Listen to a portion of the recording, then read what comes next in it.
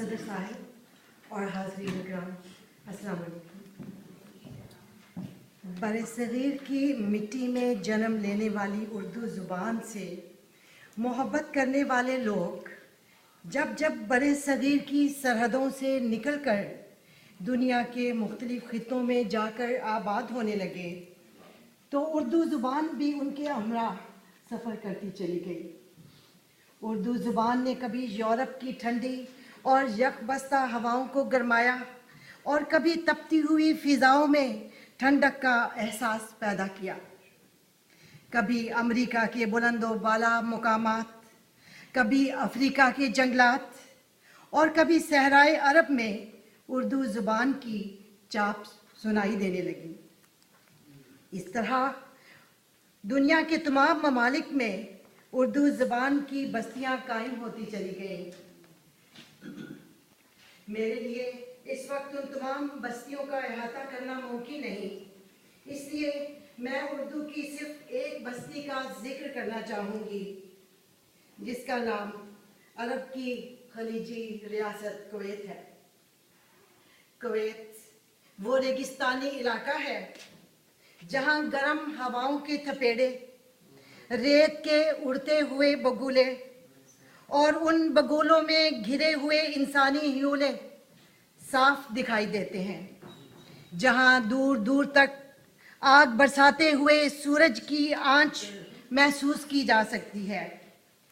ایسے میں دنیا کے مختلف ممالک میں آئے ہوئے لوگ ایئر کنڈیشن کے ٹھنڈے ماحول میں بیٹھ کر اپنے ادب اور اپنی زبان و ثقافت کا تعارف کرواتے ہیں۔ اردو زبان اس حوالے سے ان سب میں نمایاں نظر آتی ہے۔ صحراؤں کی ریتلی زمین پر بسنے والے ایشیائی لوگ اردو زبان کی چاشنی اور ٹھنڈک سے ماحول کو خوشگوار بنا دیتے ہیں۔ جب ماحول میں سکوت طاری ہونے لگے تو وہ اردو زبان کی شاعری، ادب اور موسیقی سے محفلوں کو رنگارنگ بنا دیتے ہیں۔ کویت میں رائٹر فورم ایک ایسی تنظیم ہے جس میں مختلف زبانوں کو بیک وقت پیش کیا جاتا ہے، تاہم اس میں اردو زبان کا غلبہ ہے۔ کویت میں ادبی تنظیموں نے ادب کے فروغ کے لیے نمایاں کردار ادا کیا۔ ان میں یہ تنظیمیں قابل ذکر ہیں: پاک بزم سخن، انڈین آرٹ سرکل، بزم احباب ذوق، بزم ادب کویت، پاکستان آرٹ سرکل، ایوان غزل، انجمن خواتین ایشیا، بزم کوکن، انجمن ارباب فکر و فن اور منہاج ویلفیئر سوسائٹی۔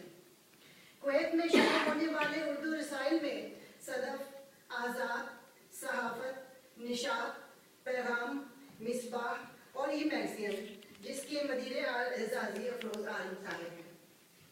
ڈاکٹر صالح جواد الموسیٰ صاحبہ کی کاوشوں سے ریڈیو کویت اردو سروس کا آغاز ہوا، جس میں اپنی پروگرام، مشاعر اور انٹرویو نشر کیے گئے۔ ریڈیو کویت عشرت سعید، سمیع فاروقی، ہارون سعید، شگفتہ سہانی، شاہجہان جعفری حجاب، سہیل احمد، عبداللہ عباسی، زہرہ چغتائی اور زاہد نور قابل ذکر ہیں۔ اردو شاعری کے حوالے سے بھی کویت میں بہت کام کیا گیا۔ بڑے بڑے نامور شعراء روزگار کے سلسلے میں یہاں تشریف لائے۔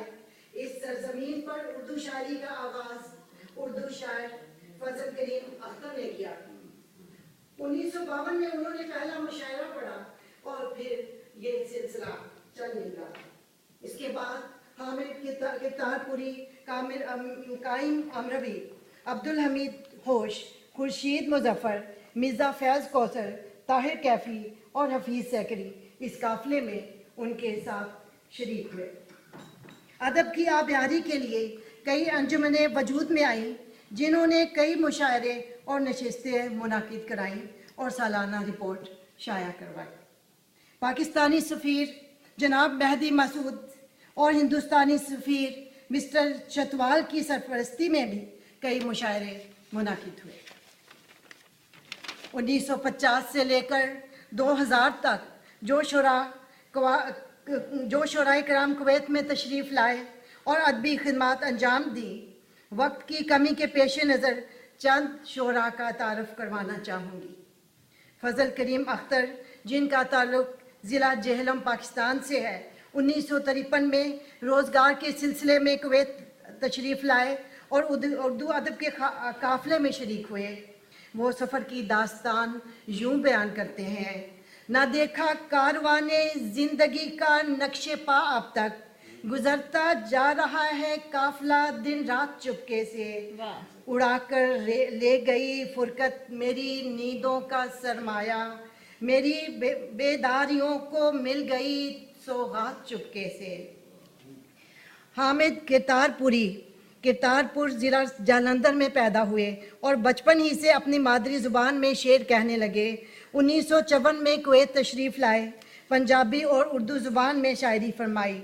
वो साहिल पर कश्तियों को डूबता हुआ देखते हैं तो यूँ बयान करते हैं, सफ़ीने हो गए हैं नज़रे तूफ़ान सैकड़ों अब तक, उभरती मौज अब ए नाखुदा कुछ और कहती है, ना जाने ख़त्म कब होगा गमे दौरां का अफसाना, ये लब कुछ और कहते हैं दुआ कुछ और कहती है। बादल सियालकोटी 1957 में बसिलसिला रोज़गार कुवैत तशरीफ़ लाए। बज़्म अदब के बानियों में उनका शुमार होता है। उनके अहबाब को उनसे जो गिले हैं वो यूँ बयान फरमाते हैं, अपनों को यही मुझसे शिकायत है पुरानी, गैरों से मिला हूँ तो मोहब्बत से मिला हूँ, वज़ीदा निगाही से मुझे देखने वाले, मैं खुद तो नहीं आया यहाँ लाया गया। वाह वाह वाह। बाकी अहमदपुरी अजीम शायर माहिर कादरी के शागिर्द हैं। उनकी गज़लों के अब तक 9 मजमूए शाया हो चुके हैं। 1975 में कुवैत तशरीफ़ लाए, हफ्त रोज़ा आज़ाद कुवैत से भी मुंसलिक रहे। ज़िंदगी की बेसबाती का इस तरह जिक्र करते हैं, दश्त की पागल हवाएं, रात का अंधा सफ़र, मंजिले बेनाम का किसको पता कितना सफ़र, दुखों में आस और उम्मीद का दामन थाम कर रखते हैं, गम है बाकी तो किसी रोज़ खुशी भी होगी, फूल भी खार के पहलू में जमा होते हैं। अंबर फतेहपुरी रोज़गार के सिलसिले में 1980 में कुवैत तशरीफ़ लाए और कुवैत की अदबी महफिलों में भरपूर हिस्सा लेते रहे। अपने दिल में प्यार का गम बसाए हुए हैं और वसवसों का शिकार भी हैं।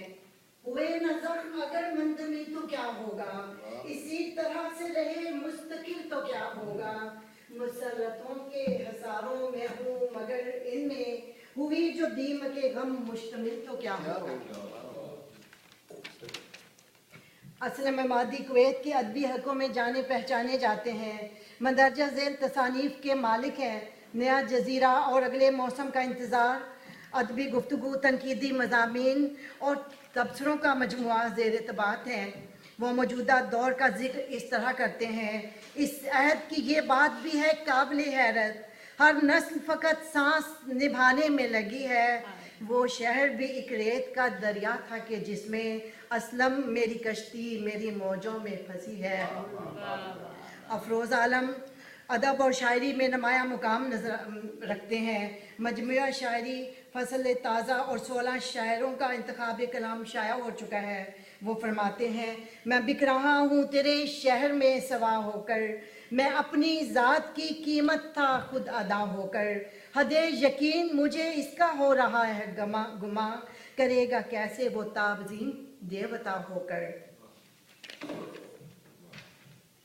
मसूद हसास कुवैत के ताज़ा तरीन शायर की हैसियत से जाने जाते हैं। उन्होंने बाज़ अशार को मुकम्मल अरबी ज़ुबान से आहम आहंग किया जो आज तक शायर की तारीख़ में आज तक नहीं हुआ। शाहिद हनाई की किताब चेहरा नुमा कराची यूनिवर्सिटी के MA के निसाब में शामिल है। इस वक्त कुवैत से 3 रिसाले निकालते हैं जिनके नाम धूप, पैगाम और मिसबाह हैं। अब मैं कुवैत की चंद शायरात का जिक्र करना चाहूँगी।